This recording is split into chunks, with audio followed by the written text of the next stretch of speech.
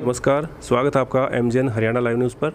मैं हूं कृष्ण सैनी। आज हम मौजूद हैं महेंद्रगढ़ के एसडीएम ऑफिस में और हमारे साथ जो वकील अहमद एसडीएम जी हमारे साथ मौजूद हैं, उनसे पूछते हैं शहर में जिस तरह से हालात बने हुए हैं और अब देख सकते हैं आगे जो डेंगू का खतरा फैलने की आशंका है और जो जल भराव की स्थिति बनी हुई है।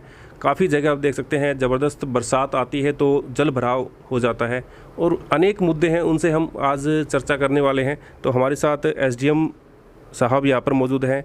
सर, जैसे बताइए, आपके आने के बाद जैसे हमने देखा कि आपके पहले भी ये समस्या थी, लेकिन आपके आने के बाद काफ़ी ऐसी समस्याएं हैं जिनका समाधान नहीं हो पाया है।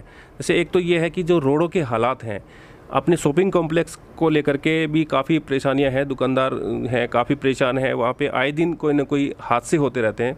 और जो सनीमा रोड की जो रोड बनाया हुआ है वो भी काफ़ी ऐसा जर्जर हालत में बनाया, उसको दोबारा तोड़ना पड़ा और अभी तक वो हालात जो के तो बने हुए हैं। तो सर, उसको लेकर के किस तरह के क्या आगे की कार्रवाई करने वाले?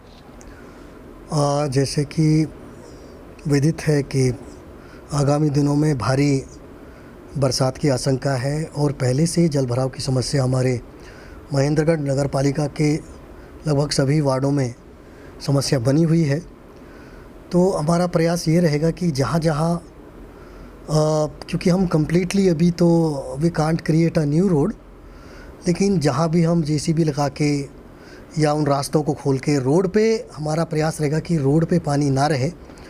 और उसके लिए जो भी हमारी टीम है नगर पालिका की और जो टेक्निकल टीम है या सफाई कर्मचारी हैं, उन सभी के साथ मीटिंग लेकर के और उनको पूरी तरीके से मुस्तैद करके इस काम पे लगाया जाएगा। जहाँ तक सिनेमा रोड की बात है, पहले भी संज्ञान में आया है और लोगों के माध्यम से आता ही रहता है। उसको जो है कि प्रयास रहेगा कि तारकोल वाला वो रोड वहाँ बन जाए, क्योंकि उसमें दुकानदारों को भी समस्या है, राहगीरों को भी समस्या है। तो ये मसला बहुत पेचीदा है। इस पे हमारा प्रयास रहेगा कि इसको भी हम जल्द से जल्द दुरुस्त करें, उस रोड को सुधारें और उसको बेहतर बना पाएँ। जहाँ तक समस्या है कि जलभराव रहेगा, पहले से भी बना हुआ है कुछ जगह, और ऐसे में जो बरसाती बीमारियां हैं, ख़ास तौर से डेंगू है, ये मच्छर वहाँ पनपता है। तो उसके लिए कल ही मैं एमसी वालों की और हेल्थ विभाग की टीम बुला करके उनके साथ वार्ता करके कि वो जॉइंट एफर्ट हम पहले ही जो है कि अपने प्रयास अच्छे से कर लें। दवाई छिड़कनी है या और कुछ मच्छरदानियाँ बांटनी है या और भी कुछ जो भी हम सरकार के माध्यम से लोगों को उपलब्ध करा सकते हैं, वो हम इसको करेंगे। एडवांस में इसकी प्लानिंग करेंगे और पूरी कोशिश रहेगी कि हम डेंगू रहित महेंद्रगढ़ को बना पाएँ, डेंगू का प्रकोप यहाँ ना फैले। और सबसे बड़ी बात तो ये है कि जो हमारे रास्ते हैं, जो गलियाँ हैं, वो पूरी तरह से चौक्ड हैं। कुछ काम यहाँ शुरू हुए हैं और उनमें भी थोड़ा गुणवत्ता का भी इशू आ रहा है, उसको भी हम टेकन अप करेंगे। और बड़ी खुशी की बात यह है कि हमारे पीसफुल चुनाव हो गए हैं और 2-4 दिनों में शपथ ग्रहण समारोह भी हो जाएगा और हमें एक छोटी सरकार जो है नगर पालिका हमें पूरी कार्यरत मिल जाएगी। तो उसके माध्यम से हम प्राथमिक स्तर पे जो प्रमुख मुद्दे हैं शहर के, जिन पे प्राथमिक स्तर पे कार्रवाई करने की ज़रूरत है, तो पहली ही बैठक में उन मुद्दों को हम प्रस्तावित करेंगे। मैं भी उस मीटिंग में एज आ इनवाइटी मौजूद रहूँगा।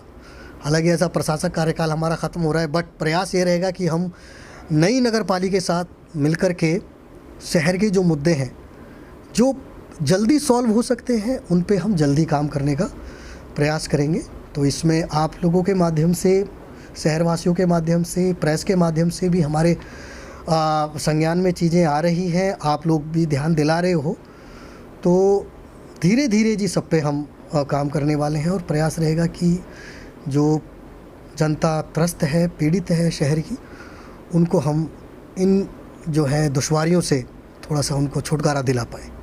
तो सर, जैसे ये जो अपना मेन हाईवे रोड है जिसको 148B का दर्जा दिया गया था, लेकिन ये ऐसा लगता नहीं है कि कभी 148B बन पाएगा, क्योंकि जिस तरह से हालात देखते हैं कहीं ना कहीं टेंडर होते हैं फिर कैंसिल हो जाते हैं।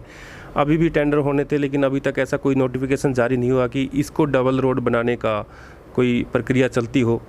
और ये जो अब बारिश में कुछ पहले बारिश हुई, बारिश होने के कारण यहाँ पे रोड जो है फिर वही हालात हो गए करीब 6 महीने पहले जो हालात थे। और अभी जो हालात बने हुए हैं उसको लेकर के भी हमने कभी एसडीओ से भी बात की थी, इसको लेके भी यहाँ पे जो साइडों में जो इनकी मिट्टी जो है रोड की, जहाँ पे जल भरा होता है, कि साइडों में जो मिट्टी हट जाए, जैसे भी लगा के वो मिट्टी हटा दी जाए तो बीच का रोड वो टूटने से बच सकता है। तो इसके लिए भी क्या इस तरह का कोई विचार है, या फिर इसकी कोई पेचवर्क का कार्य भी आप इसमें इन्वॉल्व हो सकता है? और जहाँ तक आप ये बड़े रोड की बात कर रहे हैं, जो हाईवे की शायद आप बात कर रहे हैं, वो मेरे संज्ञान में ज़्यादा नहीं है, तो मैं इसमें डिटेल में थोड़ा सा जाऊंगा खुद भी। और जो भी सरकारी हमारे माध्यम हैं सरकार से अनुरोध करने के और ज्ञापन के माध्यम से, जो भी तरीका है उसको हम उपायुक्त महोदय के माध्यम से उसको सरकार तक पहुंचाएंगे। और जो काम वो किस वजह से रुक रहा है, रीटेंडरिंग क्यों नहीं हो रही है, उसके पीछे क्या रीज़न्स है, वो टेक्निकल टीम के साथ एक बार डिटेल डिस्कशन करके मैं आप लोगों को अवगत करा पाऊँगा उस विषय में। जहाँ तक ये जो आप बात बता रहे हैं कि रोड पे हमारा पानी ना भरे, तो जेसीबी ये वर्केबल आइडिया है। इसमें हम जेसीबी हायर करके, कोई बहुत बड़े टेंडर की इसमें ज़रूरत नहीं है। ये बात है फौरी तौर पे हम क्या राहत दे सकते हैं, तो ये कि मिट्टियाँ रास्तों से हटा करके रोड के पानी को जो है कि मार्ग मिल जाए, तो उसके लिए तो बहुत बड़ी एक कोई सिस्टम बनाने की ज़रूरत नहीं है। उसमें एमसी के पास काफ़ी फ़ंड है, तो और नगर पालिका इसमें सक्षम भी है। इसके अलावा पब्लिक हेल्थ और बाकी जॉइंट एफर्ट से इसको हम जो है काबू में लाने का प्रयास करेंगे। और चूँकि बरसात है, बरसात में ये समस्या बढ़ेगी, तो इसके लिए एडवांस प्लानिंग की दरकार है। और बल्कि कल मैं कुछ बांध वगैरह इनका भी हम दौरा करेंगे टेक्निकल टीमों के साथ। और उसी के साथ ही मैं 3 बजे के आसपास एक मीटिंग भी कॉल कर रहा हूँ, जिसमें हम इन सभी मुद्दों को जो आपके माध्यम से मेरे सामने आ रहे हैं, इन पे पूरी डिटेल प्लानिंग करके, कितनी हमारे पास बैकएंड में अपने पास जेसीबी है, कितनी हमें हायर करने की ज़रूरत है, कितनी मैन पावर की ज़रूरत है, किस वार्ड को कैसे टेकन अप करेंगे, जर्जर हालत सबसे ज़्यादा कहाँ है, तो वो एक ओवरव्यू लेके उन टीमों के साथ इन समस्याओं का यथा समय जो है समाधान कराने का प्रयास करेंगे। सर, जैसे एक समस्या और रहती है, जैसे बारिश होती है, क्योंकि ज़्यादातर जो अभी बारिश होने वाली है बता रहे हैं कि काफ़ी तादाद में अब की बार बारिश की संभावना है।